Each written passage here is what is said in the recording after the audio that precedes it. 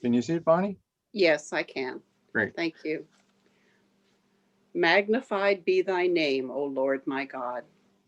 Thou art he whom all things worship, and who worshipped no one, who is the Lord of all things, and is the vassal of none, who knoweth all things, and is known of none, who didst wish to make thyself known unto men.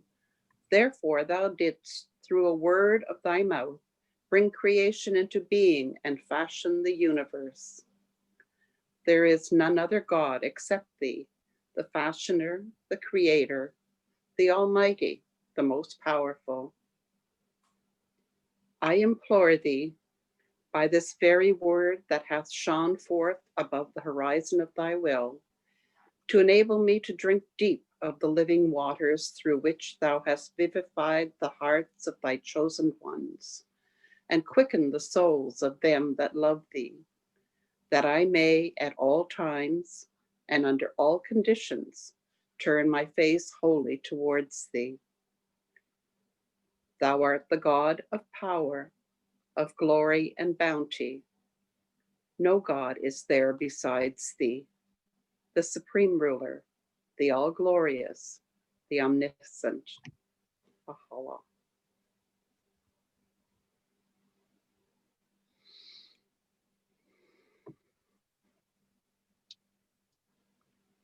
Oh, thank you. All righty. Here we are. Um, so tonight I'm inviting everyone to pour out their hearts, find out what it is you need to know. Um, well, Nina's already got her hand up here. So I had something I wanted to show before we actually start. Is that all right, Nina? Of course. Yeah, okay. Just let me pull up this screen share here. What's happening? It's not working. There. All right, let's see. I thought it would be just a good idea because we've had a fairly long journey just to take a quick look at the places we've been. Just a quick review. So we started with an overview of the course in the first class. And then we made our way into Ibn Arabi's world with his lifetime. And then we looked at his works, particularly the Meccan openings and the Basils of Wisdom, and wondered whether he had met Rumi. Then we focused our attention on the Hadith of Gabriel, which was an odd experience that several of the people around Muhammad had with him. And we took a look at Islam, Iman, and Ihsan as three dimensions of Islam. And then we focused on the angel Gabriel. So next we took a wider look at the world of imagination in Ibn Arabi's writings and looked at some of the encounters he'd had with imaginal men. Then we started talking about the intermediate world of symbols. So we were focusing on the role of Kisra and what does it mean to be a disciple of Kisra. And then we looked at the Baha'i view of Kisra. Next, we went to Ibn Arabi's cosmology. And we looked at the 3-level version and then a 5-level version. On the 5-level version, let me stop there and say that we also looked at the names of God, the names of incomparability and those of similarity. And we looked at the idea of tajalliyat, self-manifestations of God. Then we finally left Ibn Arabi after 6 or 7 sessions and we turned to the Baha'i world and zoomed in on the idea that there's a trust of God in each of us that we're probably guided by, but for most of us, it's an unconscious guiding. One of the goals seems to be to make it more and more conscious. Then I asked the rhetorical question, how many layers are there in the Baha'i cosmological cake? And there are H versions there, you can say, 8 of them, well, 7 of them. We spent most of our time from then on looking at the 5-level version, which was apparent in the Tablet of All Food of Baha'u'llah, a very exalted piece of writing. Finally, we got around to the Surah of Rum and looked at the difference between the clear and symbolic meanings in the Quran. And we used the second meaning that Abdu'l-Baha talked about as an example of something that's a clear meaning, that's historical. And then we jumped all the way to number 10 because it provides us with a look at the stages of the soul's development. So we broke that into 2 sessions. We started looking at the human soul near the end of number 11 with the commanding and the blaming souls. And then we dove into the much higher levels, the inspired soul, assured soul, etc. And went all the way down to the manifestations of God and the level they are in Lahut. So most of what we were seeing here up to the perfect soul was occurring in Nasut. And when we got to the angelic soul, it's in Malakut. And then the realm of command allows us to have this soul of the realm of divine command, which apparently is possible for human beings to access, as unbelievable as that sounds.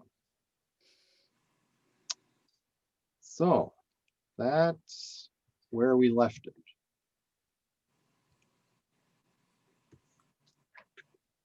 So are you tired already? I am. That's a lot of material, a lot of territory we covered.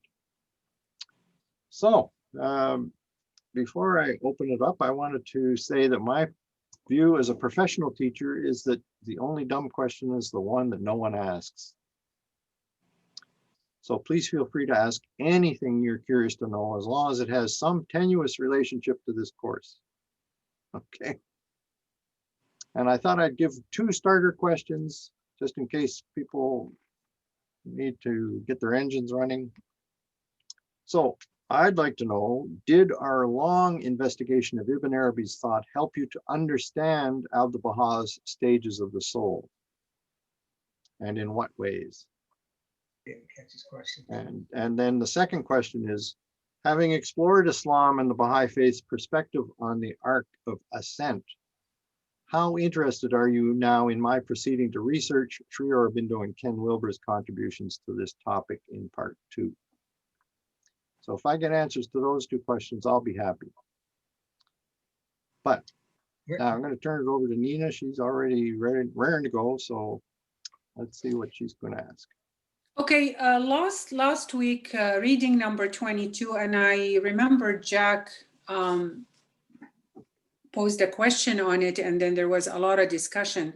But I just want to be more cleared on about the divine soul, way on the bottom when it says, if there appears plurality through manifestation, which is zuhur, and illumination, and it becomes divided. This is, it really like got me going for a whole week. What does it mean divided? And then it says dispersed and manifold and radiates. I can understand that, but divided? How could the soul be divided? And that was reading number 22 from class 12, which was last week. I guess I should pull that up, right? Yeah, please. Let me see if I can find it. And that was about the divine soul. Okay, reading 22.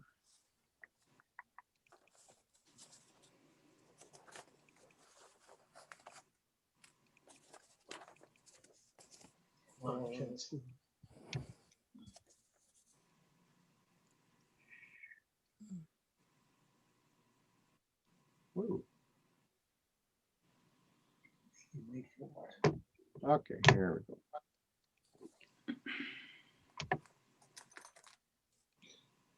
All right, I think I'm ready to go here. There it is. So let's see what you're saying. for the divine soul consists of the universal reality, which brings So together. let me divine just soul. state it again so that we know what we're doing. And as for the divine soul, it consists of the universal reality, which brings together all of the divine realities of the realm of primal manifestation and the eternal secrets. So we're talking about Lahut here, Correct. the outer aspect of which is the ancient light, and the inner aspect is the most mighty and sublime mystery, the primal point from which appear all things. Primal point is a term usually used for the Bob, but I'm not sure that's exactly what is being said here. My suspicion is that this primal point is actually the primal will, which is the creator in the Baha'i world. The primal point from which appear all things and to which they revert, from which they originate and to which they return. Thus it is the primal oneness in its essence and the derived oneness in its attributes. We've talked about that a little bit. From it there appears plurality through manifestation, or is manifested plurality, zuhur, and illumination. And it becomes divided, dispersed, and manifold, and radiates. And so it is the center of the circle of existence through the manifestation of there is no God but God. Well, it seems clear to me. No, seriously. So you're troubled by the Divided. idea that there's a disbursement or a division? Yeah.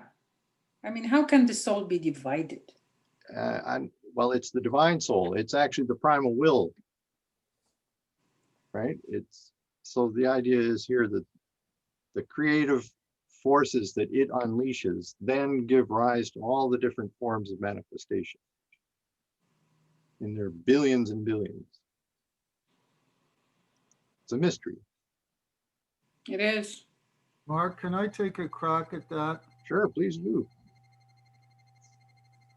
You know, the Greeks, the ancient Greeks who, well, all the Muslim great philosophers and theologians borrowed from the Greeks.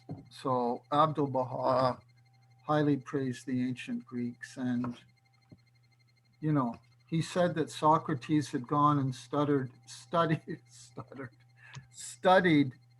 with the doctors in Israel, the doctors of the law, doctors of religion, and then returned to Greece and founded his doctrine of the oneness of God and so on and so forth, for which, by the way, he paid his life.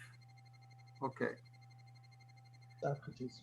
So they said, the Greeks said, Nina, that the question of the one and the many, that's what they called it, was one of the most difficult questions in philosophy. And that's the question you're asking. You're asking about the one and the many. Now, this divine soul, as Mark has pointed out, is not us. It's the al-nafs ilahiyya. I don't know if that's the Persian or Arabic pronunciation. Arabic. It's the divine soul, the primal will, the manifestation of God. But when he radiates out from his being, the tajalliyat, the effulgences, or the zuhur, we can only understand this through analogies. Think of a number of different glasses. There's a yellow, this is actually what Baha'u'llah, the analogy Baha'u'llah uses in the Valley of Unity, in the Seven Valleys. So imagine there's a red glass, a yellow glass, and a green glass, and a white glass. So you pour water into all of those different glasses. Now the water is the same. There's only one source, but you have it contained in 4 different receptacles that have different colors. So in a sense, that water has been dispersed, right? Or separated out from the original source. So that that's as close as I think we can come to understanding these things, because I think behind your question is the divine oneness, the ahadiyya, right? We can't fool around with the tawhid. We can't fool around with divine oneness. So Abdu'l-Baha solved this problem by saying this: God is one in his essence and one in his attributes. I think that's in the quote mark that you gave there somewhere. Now, if you look at that sentence, logically, it makes no sense. Grammatically, attributes is plural and one is singular. Yeah. God is one in his essence. Okay, we understand that. There's only one essence. How can he be one in his attributes? Because attributes is plural. But so that's the mystery. He remains one. That's as much as I know. Thank you. So does that help in any way, Nina? No? Okay.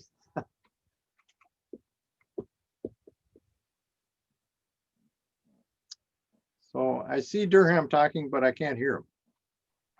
Could we think of the example of the sun and the mirrors? The Okay. mirrors are those manifestations that they were divided from those rays that came from one sun, which is the divine soul.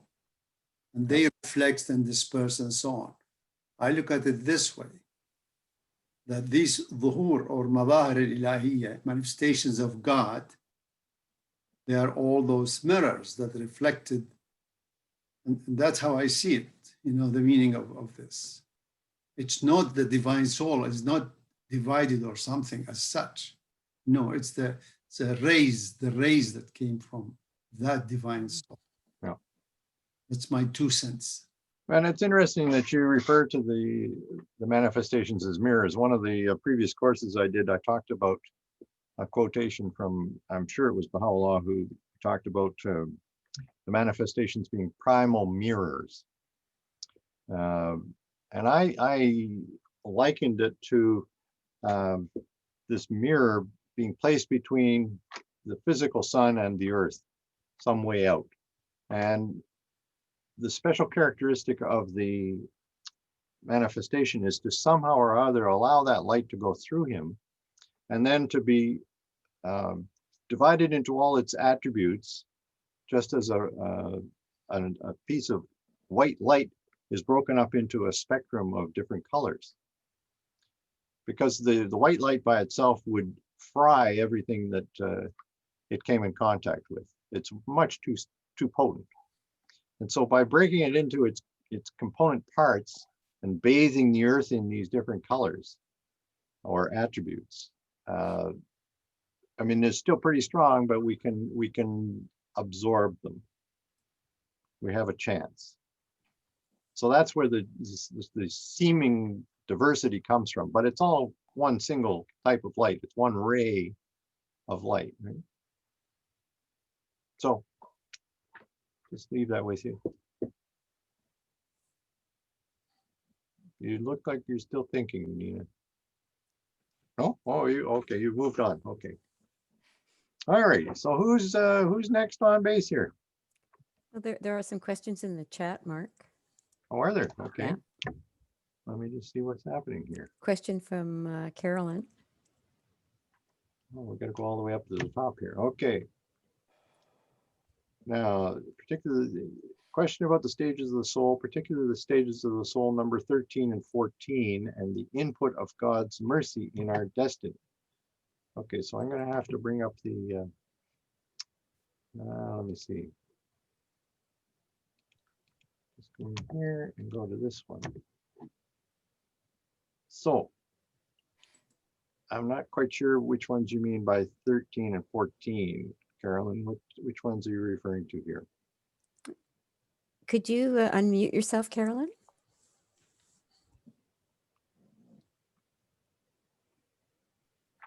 There we go. The stages of the soul that is more complete, Mark. The one which has a lot of text in it. Oh, that one. Okay, so you're talking about the 31 paragraph one, which is an extract from the Surah of Rum, and I just put numbers beside the. Exactly. Okay. Just hang on a second. I gotta go back in here. Yeah, I didn't open that particular one.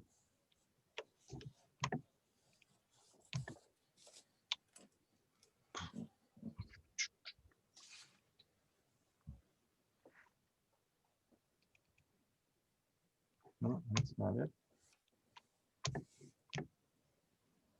Just bear with me. I got it coming. There we are. Okay, so now. A lot of work here. Anyway.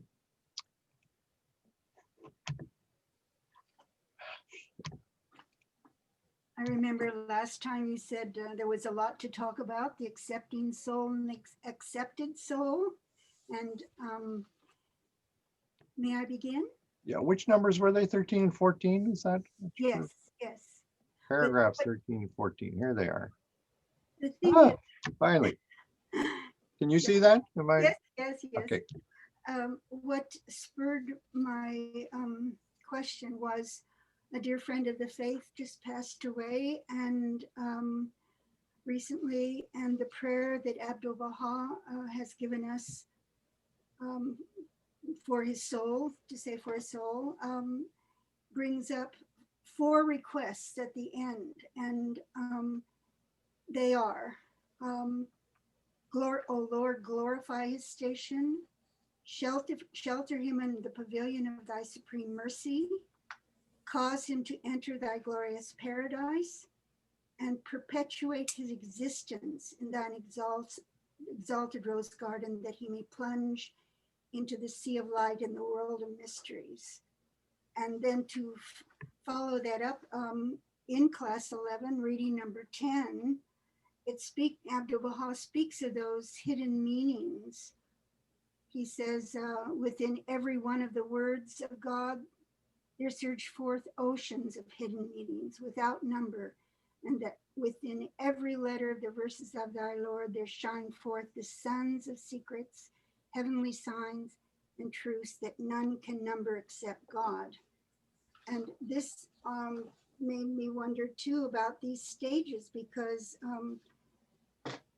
the first part of my question is, how can we identify ourselves and the stage we're in? Because your course, I must tell you, Mark, is the only course I have ever taken in 45 years of being Baha'i that has gotten into this. And to me, that is precious knowledge that most Baha'is may never run across. And for that reason, I would say that we're missing out a bit here, because when I was first Baha'i, Mehran Nakjivani gave me a copy of the Revelation of Baha'u'llah. That was back in 75. And he wrote by hand in it the prayer that Baha'u'llah says, "Oh my God, thou seest me shut up in this prison." And it ends with, I entreat thee, O my God, by thy name, which radiateth all things, to raise up such servants as shall incline their ears to the voice of the melodies, and make them to quaff from the hand of thy grace the wine of thy mercy. Well, my question is quite simple. If we don't have much chance to understand the deep meanings in these words, we don't even have a chance to attend such a course, where is God's mercy going to come into our soul? And at which point, when we die, is he going to take that into account? It's a very simple question, but it's a very practical one, because I'm thinking of all of them, of so many Baha'i friends around me that have not even read. They don't know what Nasut is. You know, it's unbelievable to me that we haven't gotten deeper into this type of knowledge. And I'm waiting for your next course, believe me. But my main question is, I'm wondering how God accounts for our lives, and especially in the accepting soul, how we realize that our happiness isn't built on sadness, but that we will have no rest, no motion, no destiny, nor any fate except in God, and how we reach that stage is the question, the big question. Sorry to be so long. Ooh, yeah, yeah, yeah.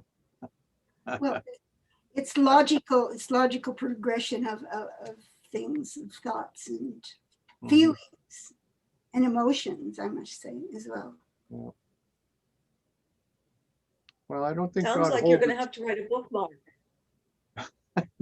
maybe. But Well, I'm sorry. just thinking that maybe I'll just close this sharing. It's yeah there.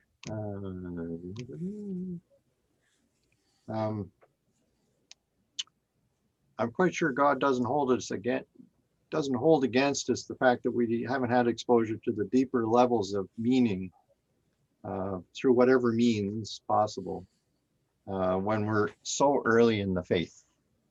Right? We haven't even had 200 years to dig into this vast ocean that he's provided. And let's face it, what percentage of his writings have we even been able to read in in English? It's a very small minority. So he's not going to, I think, give us trouble for not having access to all of these other languages. So I don't think we have to worry about that particular thing. I mean, I'm not surprised to hear you say that you've never encountered this particular set of topics before. No. In the Baha'i faith. No. But it's here now. Right. Thanks to you. I don't know how to respond to that. I guess it's time for it to be a focus for us now. Mark, can I add a comment? Absolutely, please. You know, we have to remember that the faith is going to accelerate in numbers. There's going to be people coming into us that have all different kinds of abilities. And there's going to be a vast global education program. And there will be courses like Metaphysics 101. And that's going to include, you know, the baby talk version of all the things we've been looking at. This is going to happen. We don't know when or how fast, but there's going to be a global education process. And I'm convinced that metaphysics is part of what God wants us to know, because it's in the long obligatory prayer. Those 5 levels, you know, from Nasut to Hahut are right there. Mark showed us where they are, and it's in the long obligatory prayer. So in other words, it's not something out of the ordinary, looking at levels of reality. And anyway, I just think it's going to become a lot more routine, looking at levels of moral and spiritual development in the not too distant future. That's encouraging. Well, and another way to look at it is these are some of the topics that you'll get to find out more about when you pass over to the next world. Well, there we're dependent on his mercy. Which is infinite. I think we're okay with that. I'm not worried about him. Not being merciful. As I was listening to Carolyn, a thought came to my mind that I'd just like to share with you. I think one of the reasons is that the Baha'i faith is a progression that sits upon a vast body of knowledge, mystical and philosophical and historical, that is the corpus of true Islam. And unfortunately, in the West, that entire treasure house is easily dismissed, and I think continues to be dismissed under misunderstandings and misgivings and so on. So I think one of the richness, part of the richness that I think is part of this course is that you were able to delve into that, because really so much of the language, so much of the metaphor, so much of the imagery that is part of Baha'u'llah's revelation and Abdu'l-Baha''s revelation is the knowledge from Islam, which itself seems to have gone into a dark period now. So, Thank you. That's good. Good point. So I guess we should look at the chat again. Let's see. I'll go back to the top here. Lori, did you have your hand up earlier? Yes, I did. I was just thinking of something simple. As Mark pointed out, the faith is very, very young, 200 years, and we don't have professional clergy either, and we don't have monks or anything like that. So, you know, everyone is sort of doing everything. And so we're just lucky to have a taste ahead of time, thanks to Mark, because, you know, it's just too young. We don't have professional clergy, but we're going to get there, as Bob said. Jack, I'm did you? not trying to be a clergyman, by the way. Sorry, just in case anybody's wondering.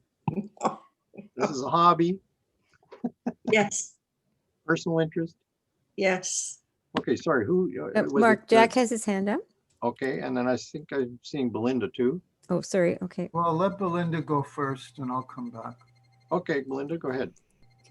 Could you unmute Belinda? Yeah. There you There go. it is. I remember what it was. Oh, yeah. I've been around the faith for as long a time as Carolyn, maybe longer. And I can go back to the 1950s. And the amount of information available to anybody, the general public, at that time, about Islam particularly, was very small. I managed to come across a couple of really good books. One of them by, what's his name, Stanwood Cobb, Islamic Contributions to Civilization, which I managed to put into a couple of school libraries. And, but anyway, there was that. And then I came across a book in the library in Sarnia that was a book about Islam written by a Muslim of the Ahmadiyya movement, which was a very good presentation of Islam in a very relatively balanced way. But, you know, this is the 60s. That's all I could find. Over the decades, much more has become available. And David's been out buying books for decades. So he's dug through his library and come up with things by, what's his name, Nasser? That I'm only starting to read now. And I had more of a background than a lot of people, you know, so it's a case of partly what's available, how much is available. And in the last decades, an enormous amount of stuff about Islam has become available in English and from Muslims, rather than necessarily, you know, people just doing translations or something. Even people like Arbery and what's his name? Shiddick, who's excellent, but and is a Muslim. But anyway, the other thing, of course, is that we have been, Mark alluded to this, we have been subjected to centuries of propaganda and misinformation. Yes. False news, whatever you want to call it. And some of it emanating from people who actually knew better. But much of it emanating from people who didn't know, really didn't know, and were reacting to the kind of propaganda they had been fed. And so, you know, we get this is one of the reasons why a lot of this richness of the Islamic philosophers and scientists and mystics and so forth has been hidden from us. But if you think about it, over the last 30 years, it's been pouring into the Western world, which is really basically a good thing. That's enough. I just wanted to put a sort of historical, uh, a lifetime history into this. We take advantage of what we can when we can. And if it's not there, you can't. Fair enough. Thanks. An Mark, excellent review. Leslie's got her hand up. Just in response to that, I would say that, my daughters all have had access to that in their university years. They're out of university now, at least 5 years each, but lots of, introductory course to Islam. There's lots available for that generation. We're just a little bit old. I think they're getting a lot of exposure to ideas that we weren't exposed to. Yeah. Well, one of the problems at this point is that there's so much coming out. It's a little hard for somebody who's just starting out to know where to begin, because you can get swept up in all the discussions having to do with terrorism, for instance, et cetera, the political side of things, and miss out on the richness of the spiritual traditions. And even if you end up doing that, where do you start? Who do you read first? Do you go to the poets? Do you go to the philosophers, et cetera, et cetera? It's a very large field, so it does require some perspective. Can I go now? Oh, you go, are you leaving? Jack's got his hand. No, Jack has his hand up. Sorry, Jack. Ladies first. You were very patient. Did you say that Chittick was a Muslim? Yes, he is. Oh, I didn't know that. So is his wife. She's the one who wrote the Tao of Islam. Sachiko Murata. Yeah. Yeah, I didn't know he had actually converted to Islam, but he's very, very good. Yes, he is. Anyway, I must admit to having mixed feelings about Islam. I suspect a lot of Baha'is do, but they don't talk about it. Shoghi Effendi said that Islam was the progenitor and persecutor of the Baha'i faith. He also said that when we study Islam, as has already been pointed out, we have to get unbiased sources and to fully understand the background to the Baha'i faith. Shiism, for example, because the Baha'i faith came out of 12er Shiism. So what is 12er Shiism? Okay, then you have to look that up and so on.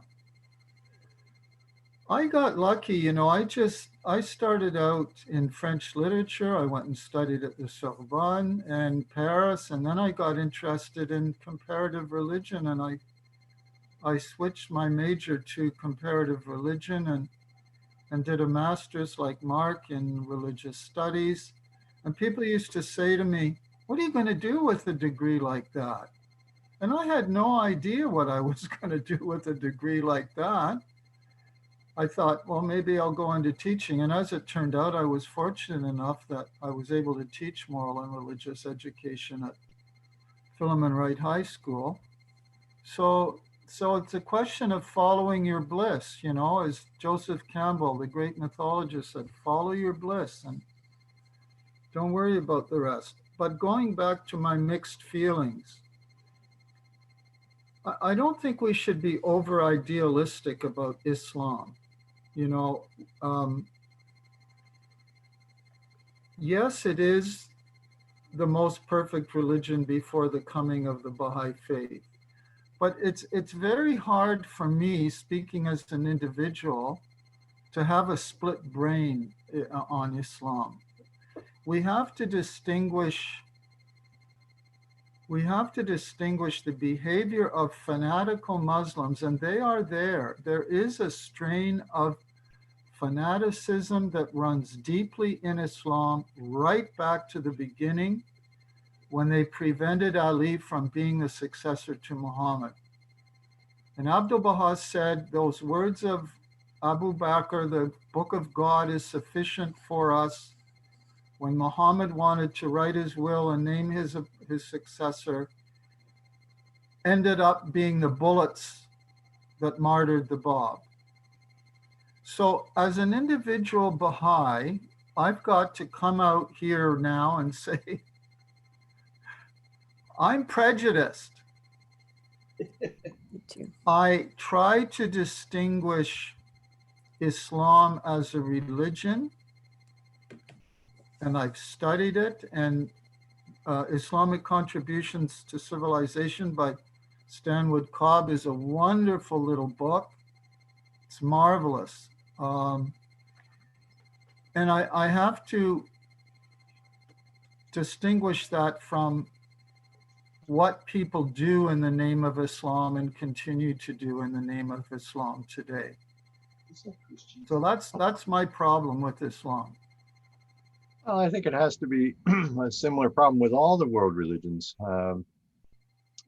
where you're having to deal with the things that people do in the name of religion as compared to the source of those religions. And I think when you look at Shoghi Effendi and what he said about the importance of studying Islam for Baha'is, he said, go back and look at the original sources as much as possible.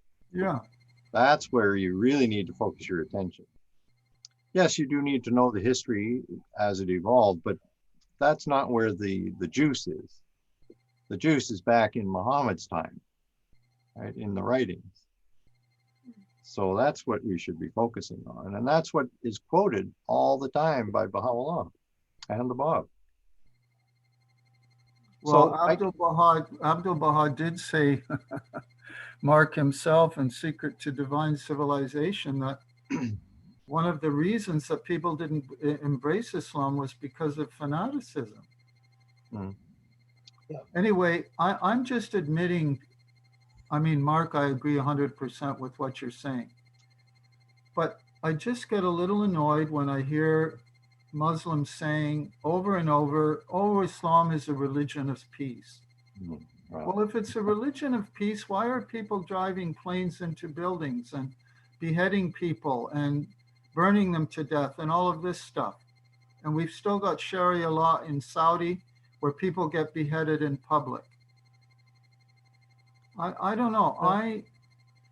I try to make that distinction, but as a human being, I struggle with that. You know what I'm thinking, Jack, as you're speaking, that this is this is a way for us to sharpen our spiritual perception, right? We have to learn to appreciate nuances, to be comfortable with ambiguity. So, and I mean, we tend to be black or white most of the time, but this is a great case where we have to stop being that way, because there isn't a single answer about any of the world religions. Can we perceive the spark, the spirit of that religion in amongst all that crap that people have loaded on top of it? That's the challenge. Okay. Mark, several people have their hands up. David Oak had his hand up, Okay, and let's go for somebody David else, first. and Harold. Okay. It was Belinda and David's after. Let David go. Go ahead, Okay. David. Oh, I'll be quick. You many don't have many to be years quick. ago, when I was a new Baha'i, I pioneered to British Columbia in the interior, and there was an ashram in the region, and I was quite taken with you know, the philosophy and all of that of Hinduism. However, when I went to India, what I saw of Hinduism was a lot different than I had experienced at the ashram. Mm. And I think maybe that's typical of all religions, really. You can go to a seminary or, you know, in Christianity, but, and then you can go to a revival meeting in Christianity. And I think what we're doing is we're focusing on the high end of Islam. Yeah. Quite deliberately. Yes, and I think that's a very good thing to do, rather than sort of the day-to-day grind of where people follow a religion because that's how they were brought up in Sunday school. Okay, who is the next person? Belinda and David, and then Harold. Okay. David has a comment, but I wanted to ask David Oak, what was the ashram he visited? Was it the one that was run by a woman Swami? I found a few It ashrams was. near you. Oh, just a The second. first one is Ashram Bangla magazine at 4th. Sorry. Is that Alexa? Well, so much for my technological. I've got a thing that it's like a disobedient child. And I picked up on what I was saying, it was giving me the answer. This was the Yasudhara ashram on Kootenai Lake. Yes. And by a lady named Swami Radha, who has since passed away. And it was quite interesting. She was getting dreams of some Swami in India. Yeah. Yes, and this was, and over a period of these dreams, she actually went to India and found him and became initiated into the order. And then she came back to Canada and started this ashram, which is still in existence. Okay, so David Erickson had a point to make. I just wanted to add to David Oak, my cousin was a member of that ashram. Okay. Oh, speaking? My cousin, I have a cousin. Oh, yes, Belinda, yes. Oh, really? He was a member. When you were there, was there a very tall man there? There might be. This is a long time ago, and I didn't live there. This would have been in the around 82, 83 on. I was there in the early 70s. Okay. I went to British Columbia in 73. This was the end of the 9-year plan. Okay, my cousin joined the ashram a bit later than that. But yeah, that's interesting. Anyway, that it's a side effect. So David's turn now. My David. Go ahead, David. Well, just on that note, just a note here. I know that eventually she had a project, and that project was to build a center, and it was like a temple. And it looked. And the shape of it actually modified, but the shape of it actually for some, looks like looked like the mother temple, in Wilmette, and which is rather interesting. I just wanted to say that we are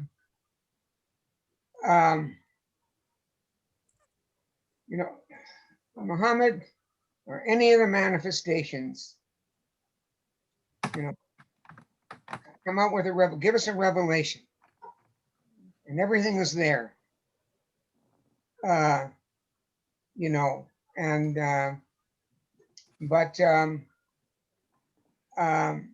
what we do with it as human beings is another thing. And there's as it develops, there's always positives and negatives to the religion. And you have to remember too that in the case of Islam, we're talking about the Arab world. We're talking about Saudi Arabia, basically, and where so many atrocities were committed. And I think it was very difficult. It's very true what Jax has said.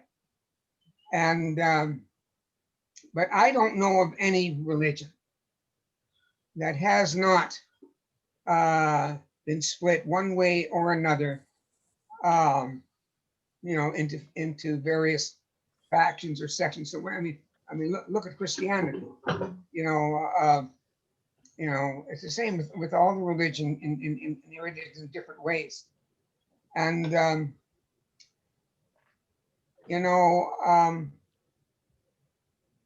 I just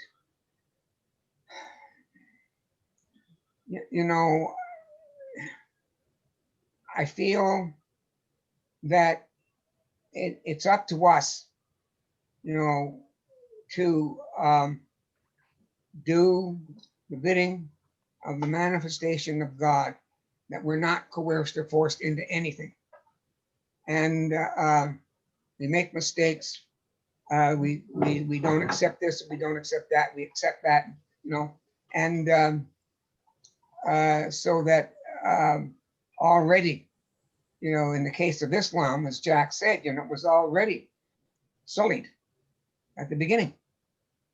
And it is true that that history of listen, particularly with regard to the Shias, to the Imams, yes, it goes right to the 19th century and the Bab, and it's that background that resulted in his own execution. And Can I stop you there, David? I have some other questions I want to go to. Would you mind? No, go ahead. Okay.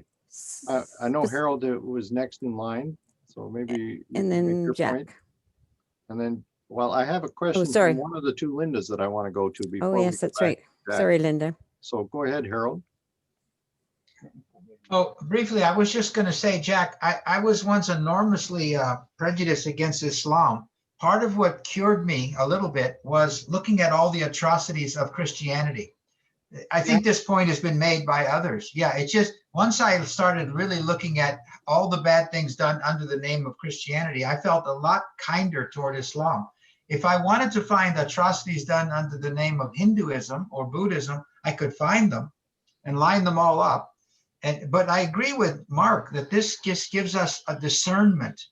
There's a difference between the word of God as delivered through a manifestation and what people make of it.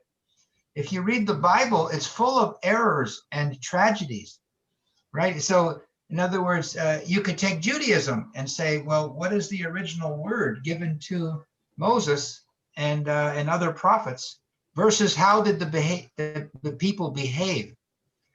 Anyway, I felt a lot kinder about Islam when I saw that Christianity had committed at least as many atrocities, or probably more, because there are more of them, more Christians, that is, and a bigger impact on world history. Yes, you and David. That's an excellent point. Yeah, I agree. And Mark, I just want to say it'll only take me 20 seconds. I'm just admitting to how I've struggled with my own feelings about Islam. That's all I'm saying. And I felt safe enough to do it here.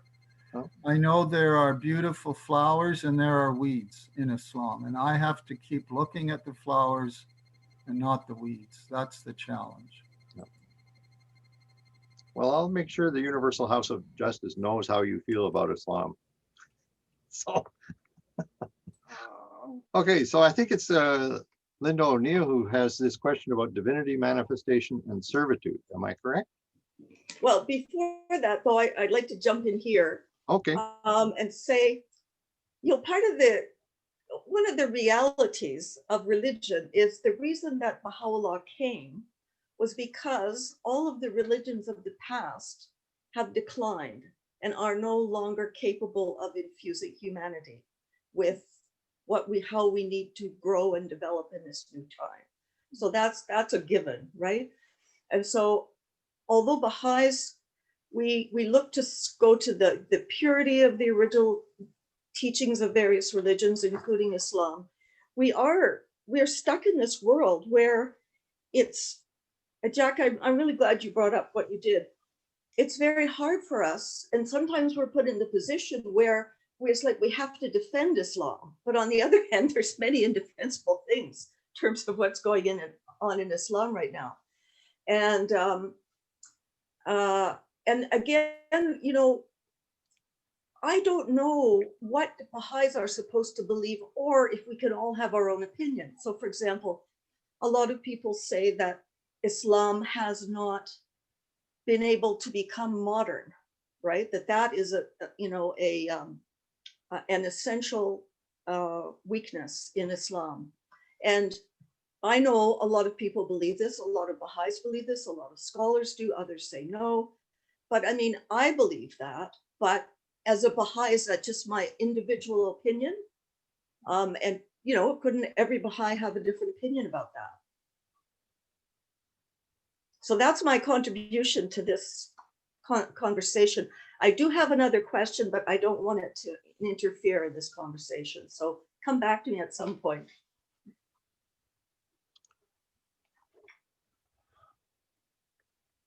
Mark, Mary has her hand up. Oh, does she? Okay. I Anybody missed have it. any answers to my question though? Sorry, Linda. Answer to your question too. Something came to my mind. I want to mention, for example, Jibril spoke with Muhammad, and the angels, they spoke with Baha'u'llah. Just thinking that way. You know, it's very different when you bring all of that things. For example, I'm not going to, you know, the foundation of faith, other faith and say, okay, some, for example, plan talk with another prophet or, you know, manifestation of God, but it's very different. I agree lots with you, Jack, but remember, is that time, if it was not finished, we never be in this point at the moment. We never believe Baha'u'llah. And if you remember in Siyahchal, who was talking with Baha'u'llah? The angels. And who was talking with Baha'u'llah? Yes, thanks a lot.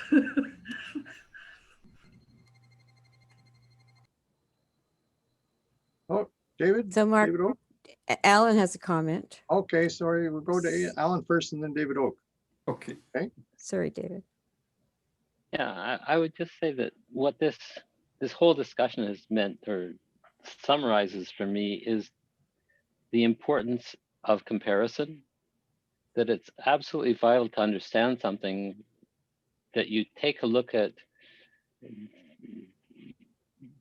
both sides, perhaps the extremes, perhaps the center, and make comparisons. And for that reason, I think that looking at Wilbur and looking at Ibn Arabi both offer us insights and comparison capacity so that we can begin to build something which in our own heads, which is richer and deeper than we would otherwise have a capacity to even know. I will never be able to read Ibn Arabi in the original. and I might not be able to read more than a few pages of Wilbur, but if somebody presented those to me and I was able to make the comparisons with what I already know, that would be a richer environment for me, and I'd end up with a richer view of the world. So you want me to continue is what you're saying? Okay. Repeat again. Okay, who is next in line there? David Oak, I think. Oh, David. Yeah, Yeah. sorry, Dave. I'm a little bit spacey here. Patiently waiting. Yeah, please go ahead. I'll just be really quick, just a very quick point. When the Baha'i faith talks about any religion, we're talking about the revelation, not what it turned into. In fact, an awful lot of what goes on in any religion, in every religion, Baha'is don't believe in at all. And there's an awful lot, I think, in Islam that the Baha'is do not believe in, because it is, you know, the result of theological arguments, and even, and both in Christianity too, so many theories and teachings that were developed were even a means of gaining political power between different factions. And so we, like, Baha'is don't believe in it. Yep. And we don't really know what the religion was. We know it was the revelation as Muhammad gave it.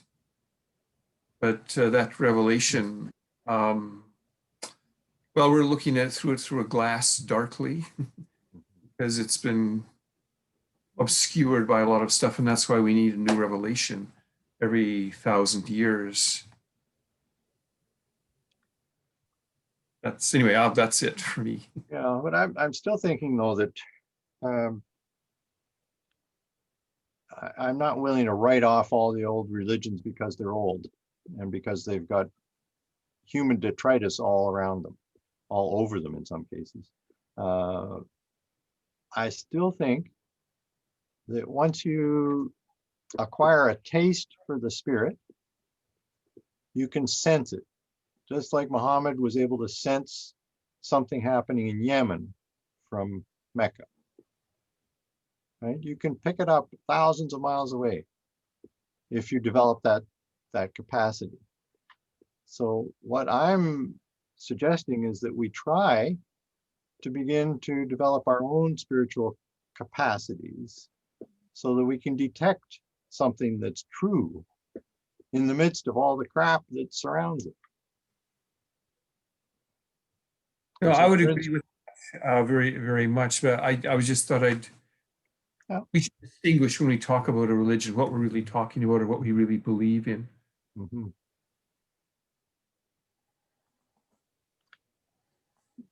So are we ready to turn to Linda now for her profound question? I think it just the way she presented it on the chat, I thought, oh my God, that's a deep one.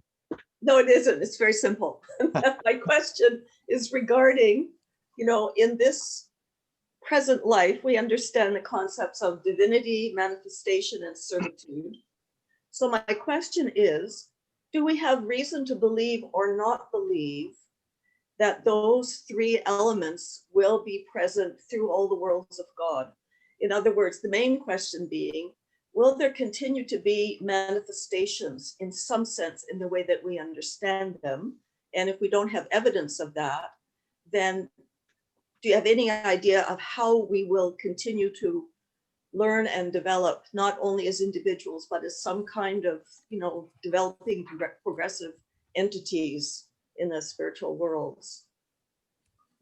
I mean, have you come across anything that I haven't? Anybody? I have a sense that the manifestations of God are operating in the next world.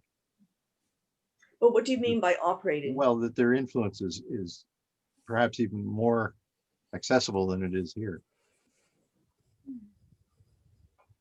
But that's, I would have a hard time finding a quotation right off the bat. But the next time I come across one that suggests that to me, I will send it to you. I somehow missed Linda's question. Linda, didn't percolate in my brain. Would you rephrase your question, please? Okay, I'm just saying that, in this existence, we know of three levels, if you want to refer to them that way: divinity, manifestation, and servitude. Now, my question was, can we expect those three elements to be present in all the spiritual worlds, or at least some of them? And if so, do we have any idea of what role manifestations might play? I mean, in this realm, they do specific things. They give laws, they have specific scriptures and things like that guide individuals and society. Do we have any reason to understand that might continue to be the case in the other spiritual worlds? What was your third thing? Divinity, manifestation, and what was the third? Servitude. Servitude. Well, of course, they'll be active in all the worlds of God, those three things. They have to be. Well, I mean, I don't know. I've spoken to different people who think that there won't be manifestations in other worlds. I don't know why they think that or they don't think that, but. Well, did they suddenly disappear or evaporate, or what happened there? Well, no, they say that it's a different kind of world that, we learn and develop in some other way without a role as there is for the manifestations in this material world that we're in. And it's just a question. I mean, there's no right or wrong answer, but I'd just be interested in. Isn't it true, though, that you're never going to have access to the divinity? Yes, well, yes, for sure. So you're going to have some kind of intermediary working in that new environment, right? I mean, if you call it a manifestation or not, doesn't really matter, but you're going to have some kind of channel for there to be an impulse to evolve further, to become more perfect. Thank you. I think that's my answer. But I mean, in this world, they're giving us laws and laws, right?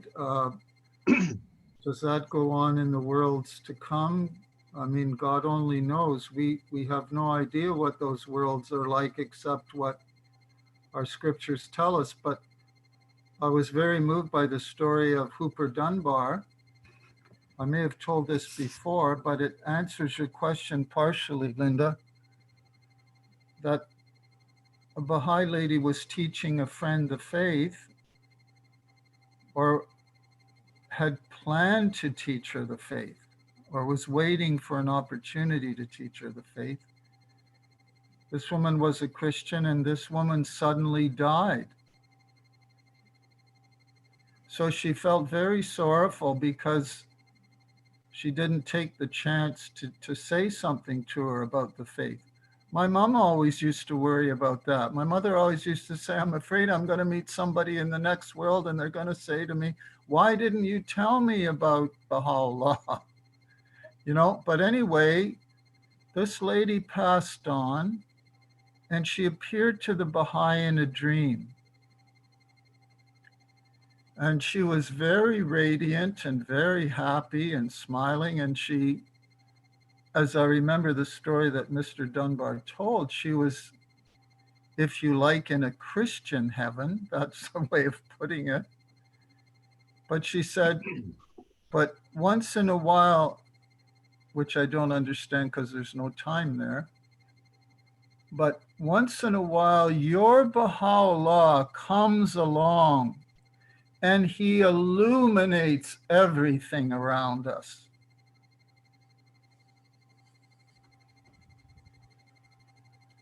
So I think, you know, the manifestations of God are active, of course, in all the worlds of God. Are they still teaching us? I think so. Are they giving laws? Mark, I have no idea. Will we need the laws of God in the next world? I don't know. But your question is valid, and as Mark has said, the stations of divinity and manifestationship, those are eternal stations. They will always, always exist. That seems like a good place to stop the recording and start another one. And while Linda's doing that,